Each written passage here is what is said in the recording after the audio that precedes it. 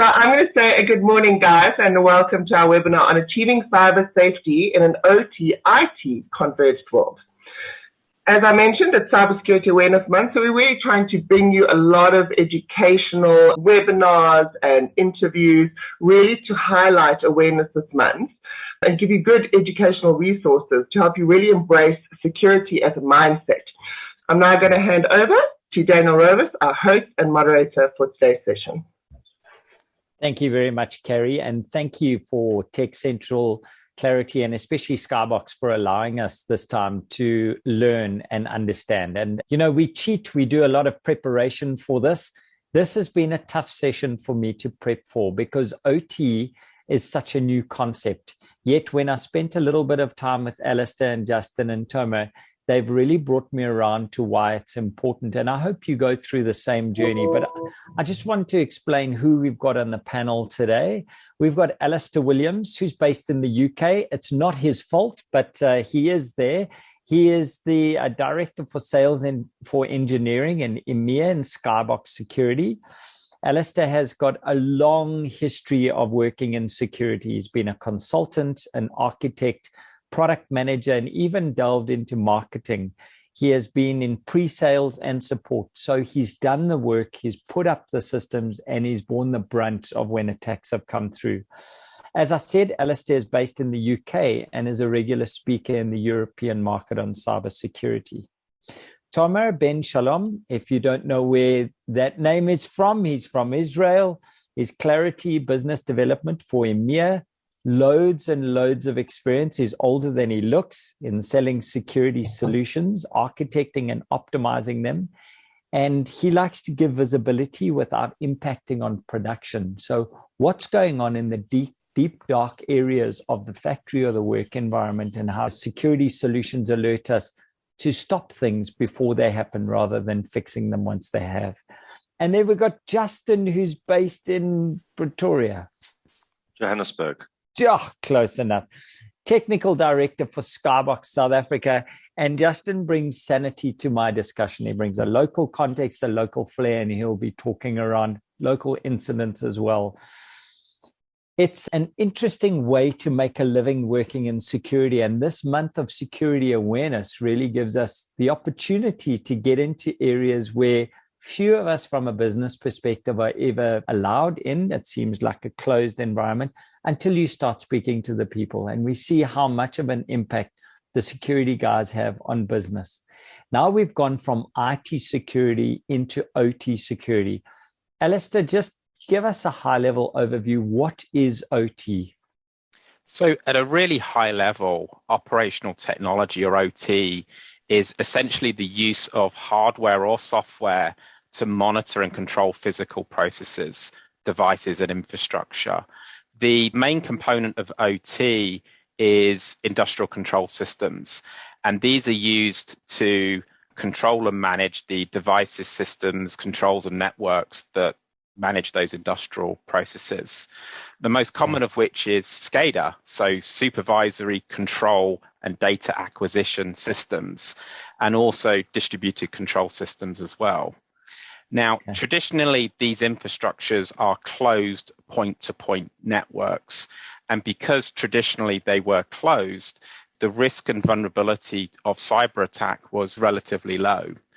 And what we also found is that the protection systems were unique and proprietary, and often that comprised of just excluding or ring fencing those infrastructures from the traditional enterprise security network. Okay. So we had them closed off and they were safe. Why have we now opened them, Justin? Why are we opening them if it was working before? The idea of convergence between IT and OT is actually happening for quite a few reasons. For instance, you have now got really advanced equipment that needs third-party support from the various vendors. You have got the stakeholders of the organizations who want to start getting a lot more information on their processes, the outputs, understanding how much of a certain item they're going to manufacture. They are looking to understand how to create efficiency by monitoring things like inputs and outputs. They can see how much it's better to manufacture in the evenings as opposed to during the day. There's just the whole idea where we're now starting to collect a fortune of data from these systems, and we're able to start analyzing them. Another example is traditionally we've gone from manual manufacturing processes to starting to use a lot of automation and orchestration.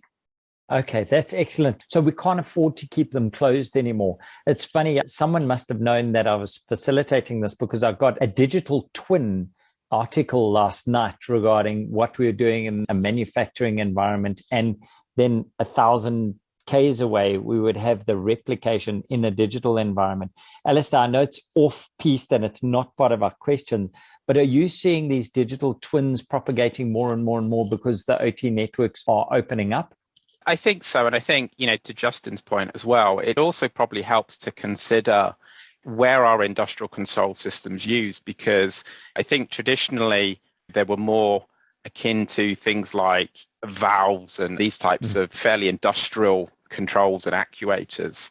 And actually what we're seeing now is more prevalence in systems which are sort of much closer to home. So, solar power is kind of a good example, where many solar panel systems have control systems that monitor the generation of electric, and some of them will actually sort of turn and face the sun as the sun moves around. So a lot of this is coming much closer to home, and even areas like building management systems, HVAC, air conditioning, transportation, traffic lights, monitoring traffic flows. And, wow. OT and SCADA and industrial control systems are being used in a much wider range of things. And I think that is largely driven by the fact that they're smarter, and also they're much easier to manage.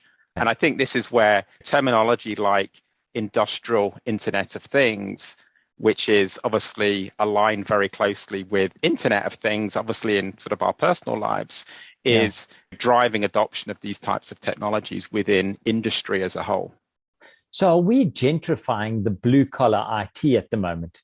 Is that what's happening? Is this is becoming more sexy because there's more impact you can make on the business if you're getting into this in the manufacturing cycle or in the machine management side? Are we reaching the point where we have to get involved there because it's the next frontier of optimization for the organization? Is that why there's been this sudden upsurge? That goes back to the convergence topic. So it's easier to apply IT analytics to OT if the two infrastructures are converged with one another. With that, those additional analytics brings the ability to streamline processes and operate more efficiently. So in areas like manufacturing, being able to understand perhaps where are the bottlenecks? Do I really need the biggest, fastest machine if I've got bottlenecks elsewhere within the process? That means that sort of machine towards the start of the process can't work at full capacity. So being able to apply that analytics is driving a lot of efficiencies and cost saving, and also allowing organizations to kind of plan maintenance windows preventatively, making sure that the process as a whole can continue functioning without having an impact on the ROI that ultimately that process and those systems need to be delivering against. Awesome. That convergence, we are seeing some of the benefits that are coming through. You've touched on the devices becoming smarter and easier to manage. We're looking at the streamlining of the processes that are coming through. Is it not quite a scary thing to converge these environments, Justin? Does it mean we have to re-architect? And I know we're talking security. I'm just establishing our baseline, but do we have to re-architect our IT environment to do this convergence, or is it a natural progression now? Are the tech hardware on both sides keeping up? So traditionally, the IT side of security is looking pretty good. The OT side is lagging behind. But the OT side, there is a lot of connectivity between all the different devices. I think that an example is you're not going to go and take an old factory and replace all the equipment and bring it up to high tech. You typically find that these organizations are starting to bring in these technologies when they are building new factories. Okay, so we're not rip and replacing. We're actually augmenting it and changing at the right time when it makes sense. Okay, that's cool. Correct. Alistair, I was just going to well? add something to that as well. So I think an augmentation strategy is absolutely the right way to start with, right? Because if you look at a lot of industrial control systems, they have long lifespans, right? It's not like a laptop that has a lifespan of maybe 3 to 5 years after which you plan to replace it, right? These devices typically have an intended lifespan of, 8 or more years, easily in, 10 years plus. And a lot of this infrastructure has been put into place relatively recently, and a rip and replace, just simply isn't justifiable. Now, that said, in parallel, organizations should be thinking about security by design going forwards, so that as they look to introduce new capabilities, whatever they might be, whether it be new data center power distribution units, HVAC controllers, building management systems for lifts or whatever it might be, they should be thinking about these types of things to ensure that they've got the right protection mechanisms in place going forwards. But in parallel, working on that sort of augmentation strategy of how do I actually understand what I have, in the context of OT today? Where are those risks? Where are those weaknesses? And then start devising plans to mitigate any risks that may exist. Are there any reasons that are being pushed from a standards perspective or governmental laws that are making these OT environments so safe, health and safety and those sorts of things? Or are those set to the side? They aren't really? Yeah, so I just want to add, and also relating to your question, and there is the augmentation in terms of the technology and what is the actual environment evolution. And there is also the augmentation of the state of mind of the personas in the organization. Okay. And that needs to come along with the augmentation of the actual physical environment. And that is where, as there is a gap in terms of, as Justin mentioned, where the IT is today and where the OT is today, this is also where you'd find a similar gap in terms of the state of mind. So as the OT gets more and more connected, it usually does not go through the IT policies and procedures. It actually creates its own kind of connectivity. So it could be through the IT, but actually going outside without any supervision, governance from the IT. And the other thing is that the OT persona state of mind is still about, hey, we have to make sure that we are running and we are manufacturing safely, the process integrity and the efficiency. And there is still an educational gap here in terms of, hey, is cyber now, the fact that we are becoming more and more connected, more and more digitalized, is there a real risk here? Yeah. That may affect the security, may affect the process, may affect the integrity of what we're doing. So those are the two main areas that I see that are evolving. I really like what you've highlighted there. It comes back to what Alistair was saying is almost the organization has built up a pillar and then OT is building its own pillar at some stage. And that thing can be exposed to more risks that we've taken for granted, we've taken care of in the mainstream business. One of the points that, Alistair, you made in our preparation is SCADA equipment was controlled, used to be manually, now it's automating and being automated and growing, creating larger attack surfaces. So this OT environment attack surface is relatively new in the world that we're looking after. I'm assuming, Alistair, it's not new for the threat actors out there, for the baddies. Yeah, it's not new.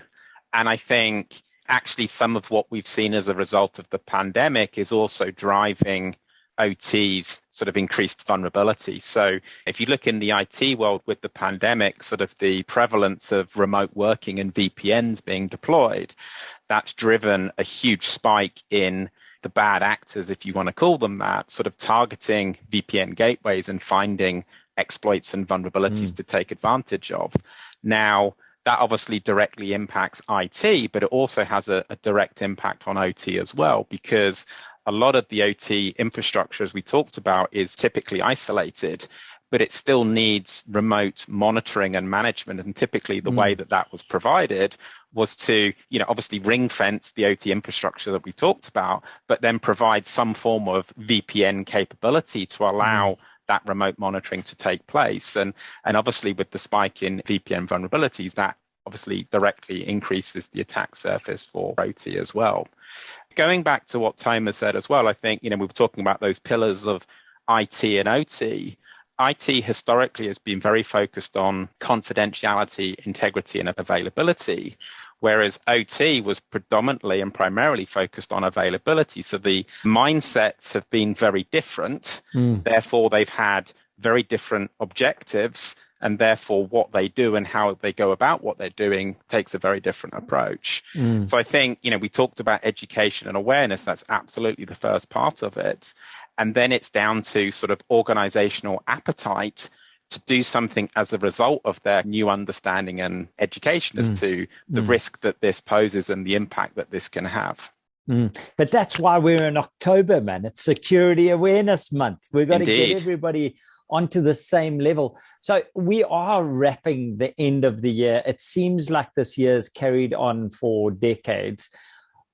Where are we from a perspective of the security and vulnerabilities as we stand now? And I know that's such a loaded question. For all of our attendees, I apologize for that, but I just got this really great Skybox Security 5 trends to watch in 2021-22, and I had to segue it in, and it seemed like a good place. So, Alistair, tell us, where do you think we are from a security perspective now without the corny Daniel Bad acting there?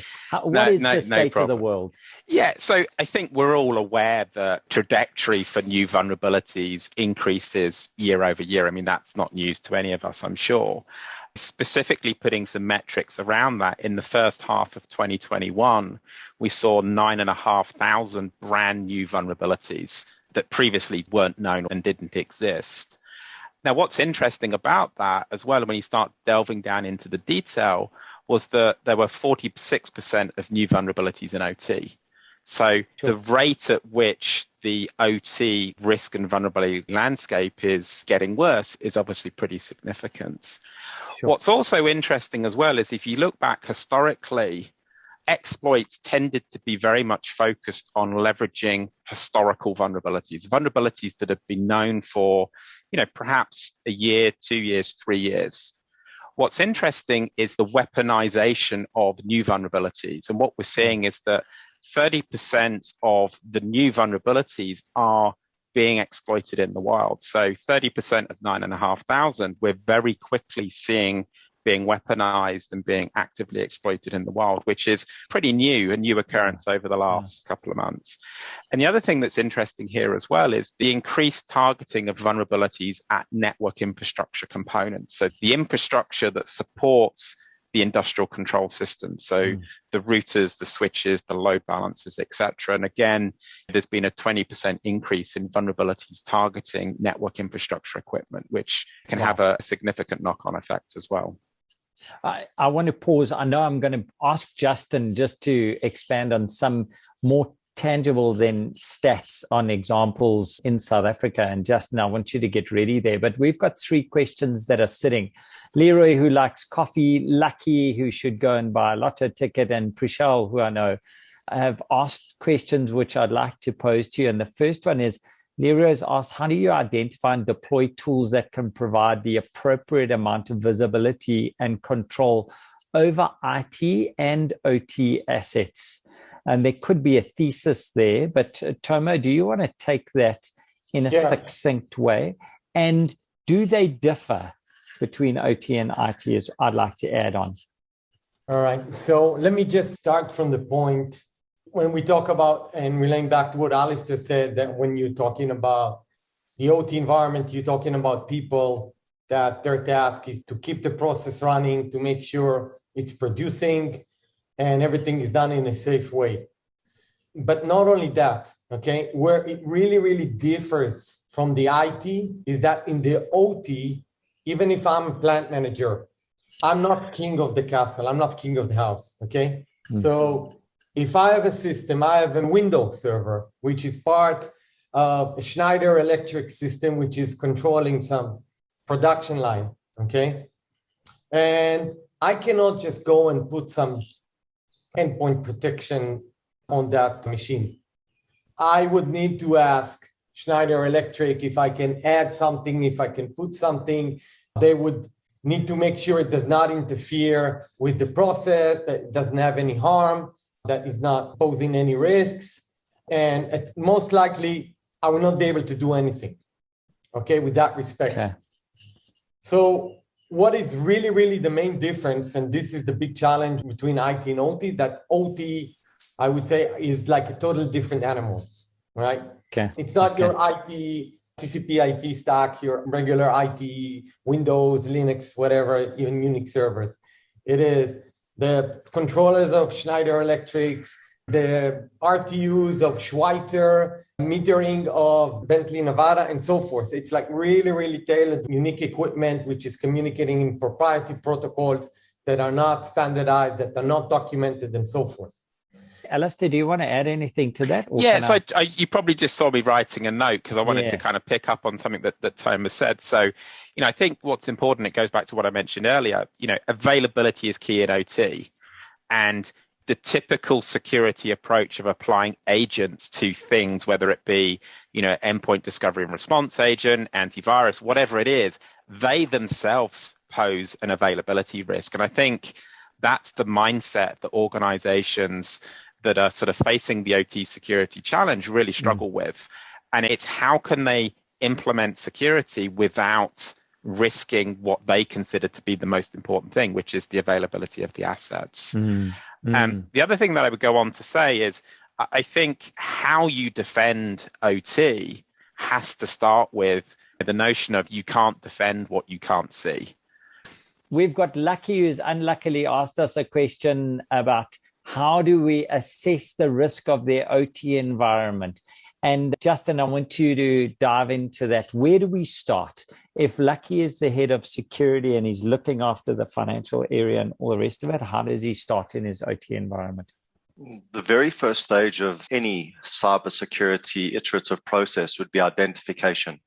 Monitoring your existing networks, starting to look at your threats and your threat landscape. Then the second stage would to identify your priorities and then start are you able to hear me clearly? Yeah, your headset's just playing your game. So I want you to pause there. Alistair, what Justin is talking around, do you see over the waters that the OT security team is separate to our traditional security team, or are we one band of brothers and sisters?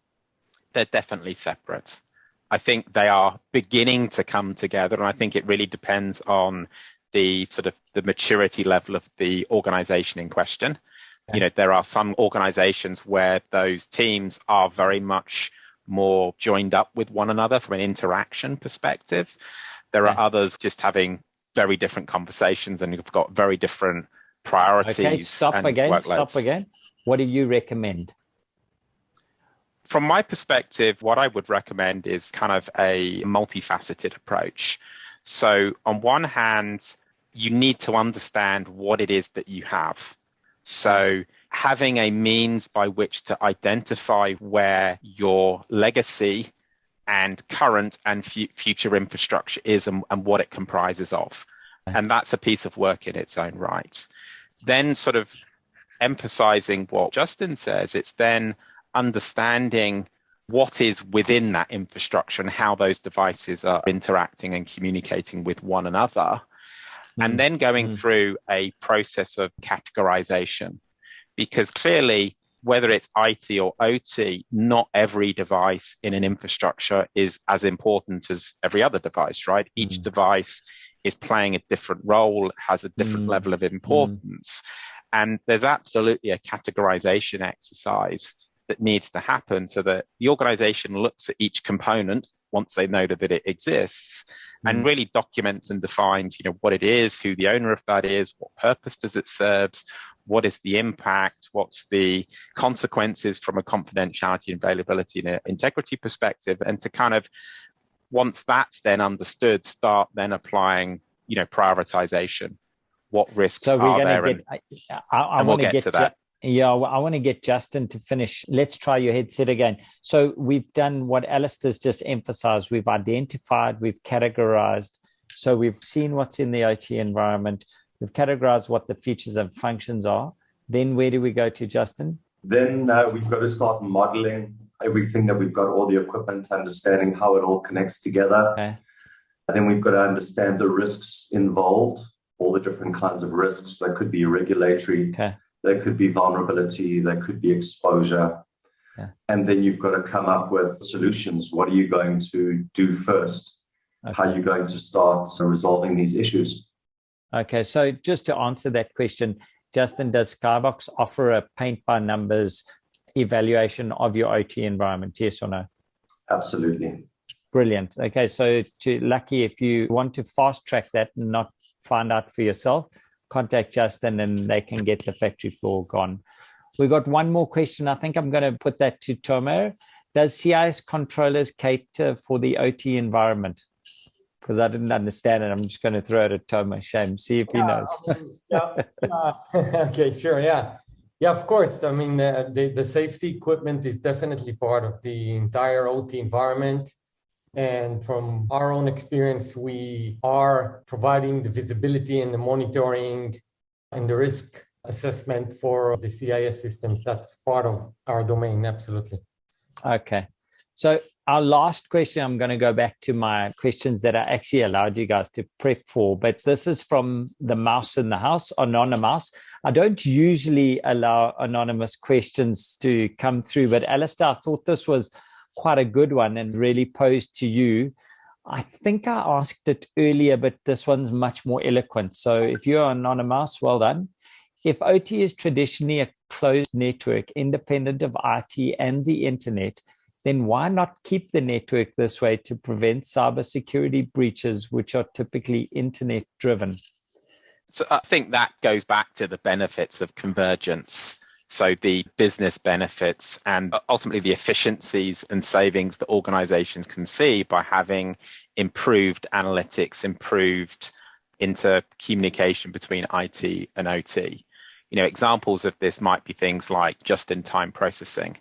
So manufacturers who are building something and being able to adjust based upon demand. Well, the orders for the goods and services via their e-commerce site are almost certainly catered for via the traditional IT infrastructure, and having a means of controlling the industrial control processes to ramp up or ramp down or turn on new manufacturing lines is of extreme benefit to these types of organizations.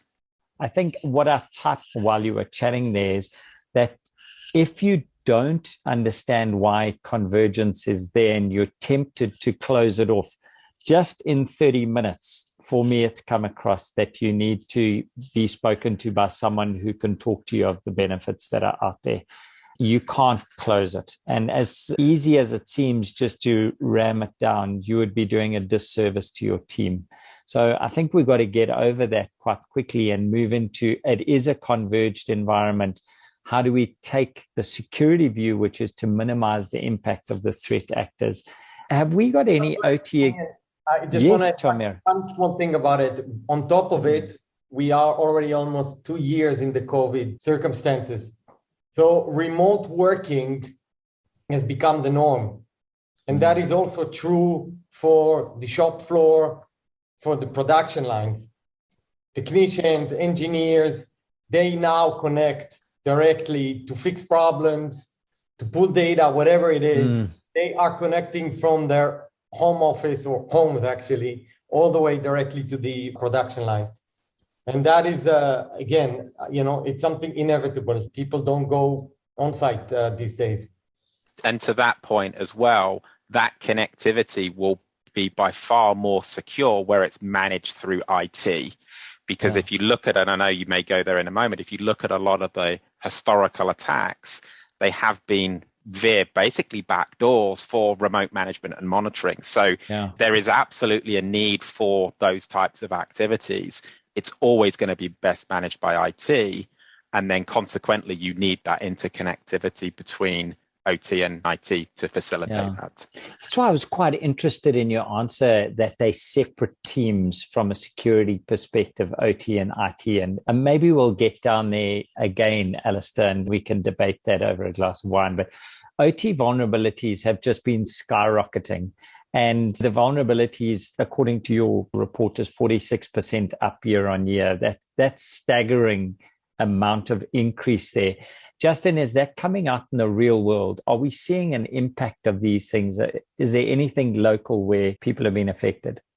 Absolutely. So before I talk local, I'd actually like to talk on a global level. So Alice just talked about the 46% of increased OT vulnerabilities, but these organizations are not only being hit with OT vulnerabilities, they're also being hit with IT vulnerabilities. So if you look at attacks that have happened in the past on the OT side of things, we could be talking Stuxnet, which was against Iran. We could be talking about spear phishing attacks, which caused the smelter to explode, I think, in Germany. We're talking about attacks on the water purification systems in the Ukraine. Those are very focused OT attacks. In South Africa, we've also seen a blend of IT and OT attacks. So we recently saw a massive ransomware that took out Transnet. And what this actually affected on an IT attack, it affected a fortune of production. So for instance, because the Port Authority wasn't able to export goods, we had to get rid of and destroy 45 tons of grade A South African meat for export, as well as an absolute fortune of oranges because we export our citrus. So the port wasn't able to work effectively because of a ransomware attack on the IT side of things. Wow. And Tome, is that the same in the rest of the world? Are these OT attacks just targeting bigger and bigger people? Yeah, I would say probably the last major incident that hit the headlines. There are other ones which do not hit the headlines. The Colonial Pipeline, eventually this attack led to people not being able to even fuel their cars all across the Northeast corridor of the US. And again, it was not ICS targeted attack like the Triton in Saudi Aramco that was hitting the CIS system, the safety system of the Schneider electric controller. But it hit and it spilled over towards the OT side and it brought in a total shutdown. So it's constantly growing. But who's doing this? Who are these people? Can we not take them out and publicly flay them? But who does this? So, all right. So like in general cybersecurity, we have all the actors. We have state actors. We have OT ransom attacks.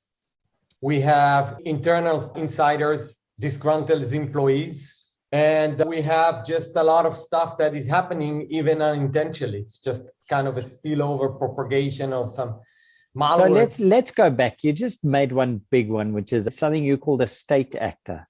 Yeah. Well, what is that? Is that like, I don't know if this is being recorded, so I probably can't say a country, Nambia, that goes after Transnet and the Nambian IT team has a bone to pick with Transnet. We're honestly talking about that's not just in the movies.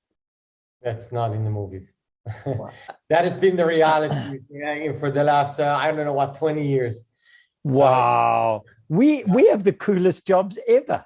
This is like we are protecting against national.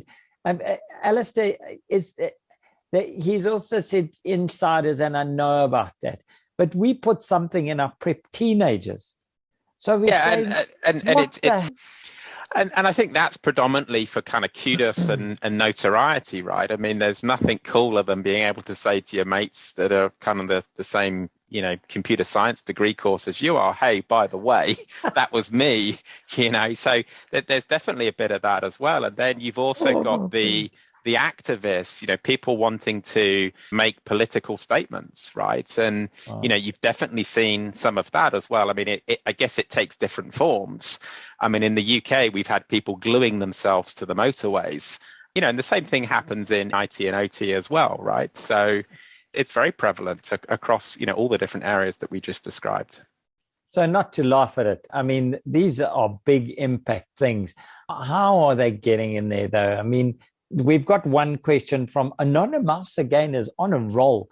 We're the cyber police in this. Surely a Skybox is not the cyber police. Surely the cyber police are out there doing something. Or are we like frontiersmen? We have to protect our own homesteads. I'll just say that the one thing about cyber is the fact that it's really hard to do attribution, right? So it's really hard to get to the source. Like a police, okay, if there are thieves or other criminals, you would eventually chase them down and bring them to court. This is very, very, very hard. I'm not saying it's not possible. So eventually the idea is, how do you protect yourself? How do you manage all the different risks? How do you understand the attack surface better? And how... So basically you're saying the police aren't there. We have to protect ourselves. The anonymous question is actually a really good one. Yeah. Is that we're on our own. In a way, but you would see, I think probably this question or this point was raised before. You asked about, where is the government? We do see more and more compliance requests, directives, and even regulation, like the NIST directive, IEC 62443. There is dozens of them that are creating a framework that's helping you as an industrial organization, how to eventually at least manage the risks and hopefully add more controls and the attack surface and the risk. Alistair, you wanted to add something there, but I've actually got a pointed question for you as well. All right, so I was just going to add, a lot of these attacks are cross-border. So there isn't a huge amount that the police in any given country could do, even if they wanted to. Yes, there is clearly collaboration between different country police departments and what have you, but it's not at the sort of the level that you would need to kind of make any meaningful impact here. So it's like, nah, you can't get me. That's dreadful. Okay, Dale has actually asked a great question, is how do I find out where our OTICS assets are and how they're interconnected to know the true status of our security? Does Skybox do something for customers like this, or is it a manual exercise? So this is why also we partner with Claroty, for example. Okay. So, you've got the two different types of technology, right? You can monitor the network, whether it be the IT or OT network, in order to understand what communication and connectivity is on that network. And that's obviously one way you can identify what assets are attached to that network. But in order to ensure that you get complete visibility, you need to know and identify the extent to which your network exists, right? Okay. Because if you're putting a monitoring device on one network segment, it's only going to have visibility of the traffic that's traversing that one network that it's attached to. Now, obviously, there's various techniques that you can use to kind of replicate traffic to monitoring devices, but ultimately, if you've got a very geographically diverse network, you're going to need multiple sensors to give you that visibility. And that's where Skybox can kind of begin to play a part to allow organizations to map out and build a model of their infrastructure so that they can then ensure that as they scan those networks and place sensors on those networks to give them that next level of visibility, they're doing so in all of the places that they would need to get that complete visibility of those endpoint devices and of the communication that's occurring between them. So an unfair question for me, another one, so I'll give it to Alistair. From interest, from Dale saying, I want visibility, to issue of report on a fairly complicated network, how long is that time? What is the time span that we're looking at? It varies by organization, but I can give some data points. And it's actually a fairly old case study that we did with a financial services organization in the UK who were actually going through a merger scenario. And in their environment, they had approximately 1,000 firewalls, about 13 or so thousand other network infrastructure components, and about 450,000 endpoints. It took us elapsed time from start of project to end of project, about 30 days to map their infrastructure. Now, obviously, it's a big project, right? So there's resource and effort and project management that needs to go into that. But again, it goes back to, what is the organizational appetite to solve that problem and answer that question. Okay. And that particular organization had a very clear reason why they wanted to do that. And actually, consequently of completing that project, they were able to realize some significant cost savings as a result of that project and achieving that visibility ahead of time. Okay. Justin, a question for you. When you're talking to CISOs, security officers, security teams, what's the biggest resistance that you get when it comes to OT security and rolling out programs that Alistair's just spoken about? There's two major issues. The first one is they don't believe that they've got a problem. They don't believe that the networks are connected because this is what they've been told and they don't have any proof otherwise. The second major blocker is actually not from the CISO side of things because he does want the security. It's primarily from the engineering side, from the OT side of the networks. Because I have to bring up again the CIA triad where IT is typically concerned with confidentiality. Is my information kept encrypted? Is my information safe? Integrity. No one can modify my information, like no one can go and change values in my bank account. But in OT, it's all about uptime. It's all about availability.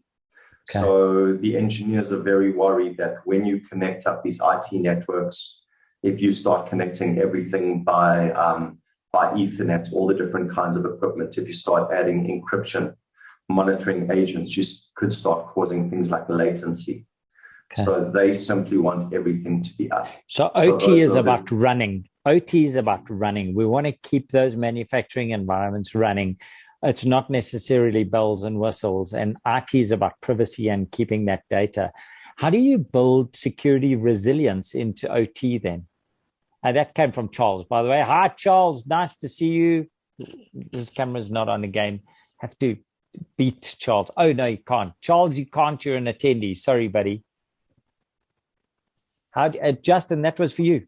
How do we build security resilience into OT? Well, the first stage is identification and starting to identify all of your attack surfaces and attack vectors and start prioritizing them so that you can start mitigating those risks. Another way is to start adhering to specific standards, policies, and procedures. For instance, following things like NERC-CIP, which is almost how the American regulators, if you are at home and you've got solar power and you want to feed power back into the grid, your home setup has to be compliant. So there's compliances that you have to follow. Well, there's best practices. Segmentation is absolutely massive.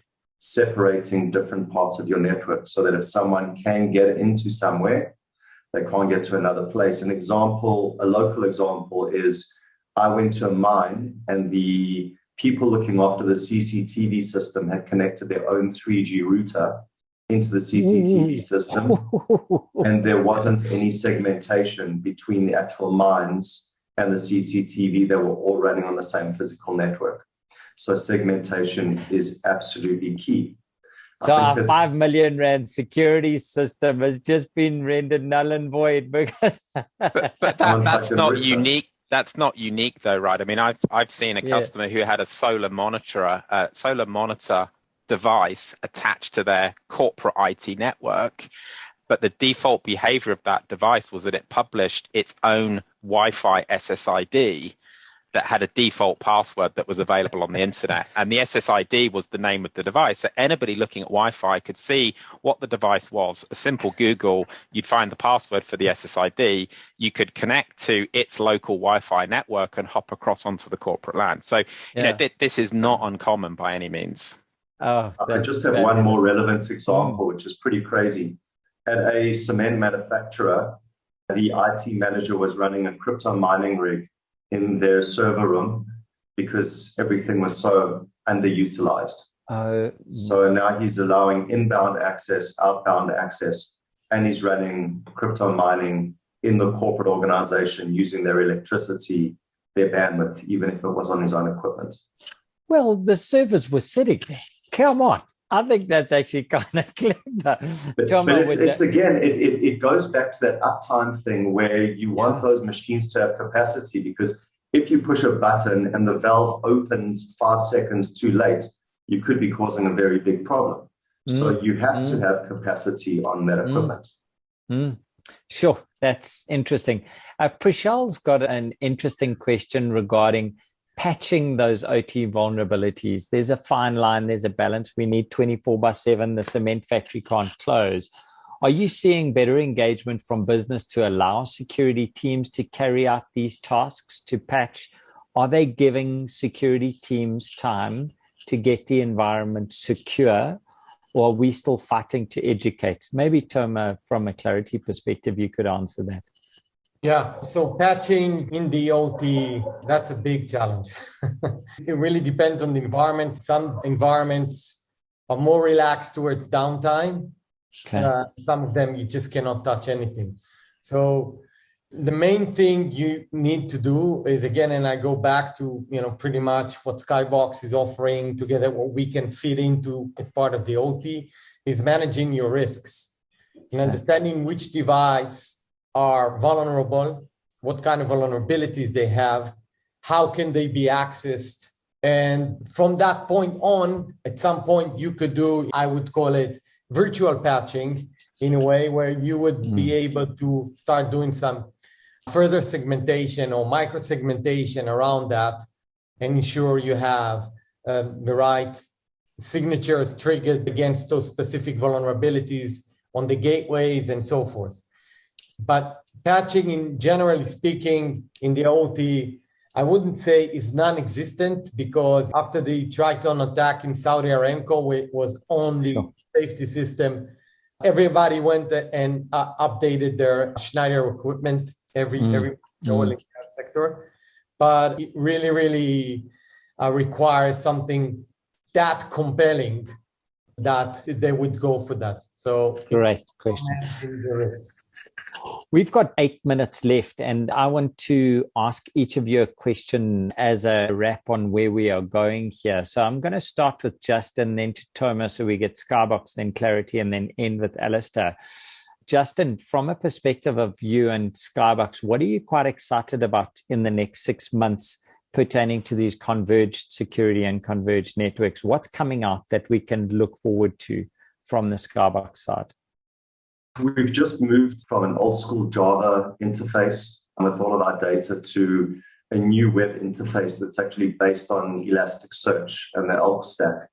What this means is we're no longer looking at structured data, but we're looking at all the data that we're collecting in an entire data lake, and we're able to start manipulating and playing with this data and getting very meaningful and actionable, intelligent results and dashboards and reports that are just truly fantastic. So we're able to give a lot more insight to a lot more different people in the organization. Traditionally, we'd be giving insight to guys like the executive, to auditors, to engineers, but now we're able to give very, very specific insight to people who are looking after particular environments and divisions. So the new dashboard is outstanding. One thing that it does is it allows us to give exact cash value or like downtime value per risk. So we're understanding risk not only in terms of the downtime, but also in terms of the cash value of loss. So like showing business impact analysis and how that truly the vulnerabilities are exposed for that. So if that bottling machine goes down for 10 minutes, you're going to be able to show the cash impact of that 10 minutes. That's really interesting. Wow. And for POC or access to that, the guys can contact you. Absolutely. Brilliant. Toma, from Claroty, anything coming out in the next 6 months you're almost too excited about? And do we get it to play with? Yeah, absolutely. So we actually just recently launched our new discovery tool, OT discovery tool, which requires minimum overhead in terms of network changes, infrastructure, and so forth, hosting environment. that provides very, very detailed visibility, similar to the way we do it through our native passive sniffing or listening to the network communication. So that is really, really coming now, and it is available. We're also looking at how we can fit better the Skybox overall to build this entire cybersecurity poster that will be coming in very soon. And you're going to be traveling to South Africa soon to visit. Yeah, whenever you go green. Oh, that's cool. That's cool. Alistair, as the head of the business development from a Skybox perspective, what question should I have asked you? What question would you have liked to have been asked discussing these converged environments? So I think for me, it kind of goes back and extends on what Justin and Toma have both been talking about. It's kind of, where are we today and where are we going? And, you've heard today just really kind of a fairly small insight as to, one area in which we operate. And I think one of the things which is fascinating about Skybox is we're able to do what we do irrespective of how the customer chooses to deploy their infrastructure. So, you've heard predominantly, use cases around sort of, vulnerability identification, vulnerability prioritization, remediation, segmentation, these types of things. Other areas that we've not spoken about are things like context-aware change management. So giving organizations the ability to really understand the impact of proposed changes in advance of making those changes on the infrastructure. So understanding that if I make this change, will that reduce the level of segmentation that I have between my IT network and my OT network. Understanding that if I open up connectivity, am I exposing vulnerabilities that previously were inaccessible? So this idea of being able to categorize vulnerabilities as, existing, is there a known vulnerability for that? Are they being actively exploited in the wild? Are they accessible or exposed given the existing network infrastructure and security controls that I have in place? And then what's the impact of change in advance of making that change? And being able to do that across traditional IT, OT, public cloud like AWS, Azure, Google Cloud Platform, but also private cloud as well, which we're seeing increasing adoption of things like Cisco ACI and VMware NSX. Excellent. Thank you so much. I've learned a huge amount. Alistair, thank you for giving us your time. Toma, thank you for being with us and identifying what's going on. And Justin, for bringing a local flavor to it.